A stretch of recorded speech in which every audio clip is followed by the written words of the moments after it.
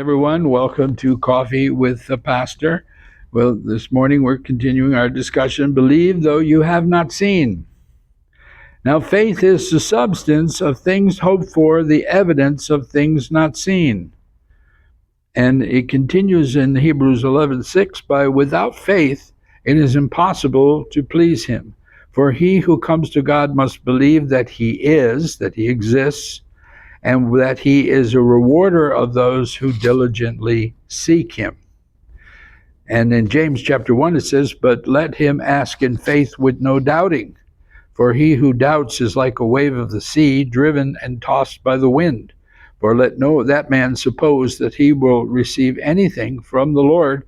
He is double-minded, dipsuke, two minds, unstable in all his ways. And then he said to them in John 17, because of your unbelief, for surely I say to you, if you have faith as a mustard seed, and a mustard seed is so small, you will say to this mountain, move from here to there, and it will move, and nothing will be impossible for you. For we walk by faith. This is a season where we have to walk by faith, not by sight. If we walk by sight, we will be discouraged, we will be despondent. We just will not be able to move forward. We have to walk by faith, not by sight.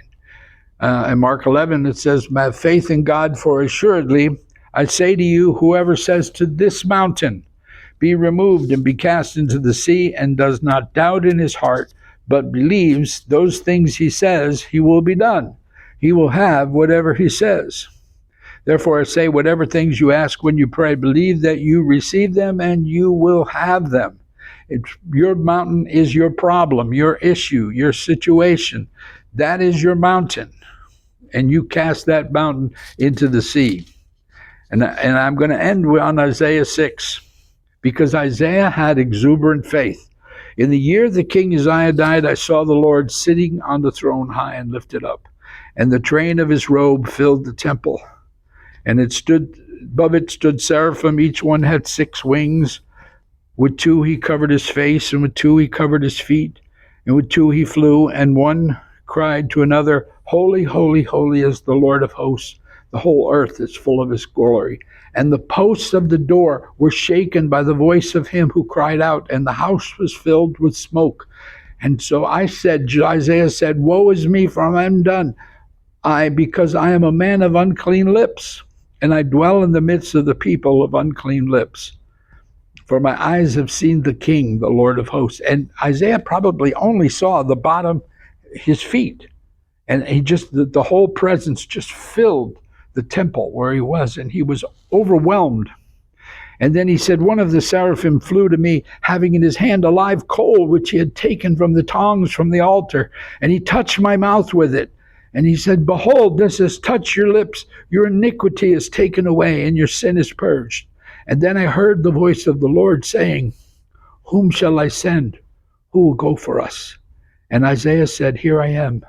Send me. Hineni. Here I am. Send me. Isaiah doesn't even know what God wants. It doesn't say what he's asking him to do. But he says, I'll do it. I'll do it. Send me. Use me. And God uses him. The first 6 books, he's a normal prophet for Israel. The last 60 books, he's the harbinger. He is the beginning of the Messiah. He is the one bringing the message of Messiah. And the amazing thing is, we have to be like Isaiah. We have to say yes before we even know what it is he wants us to do, because that's the beginning of faith. We're believing in God, and though we have not seen what he wants. God bless you. We'll see you again next time.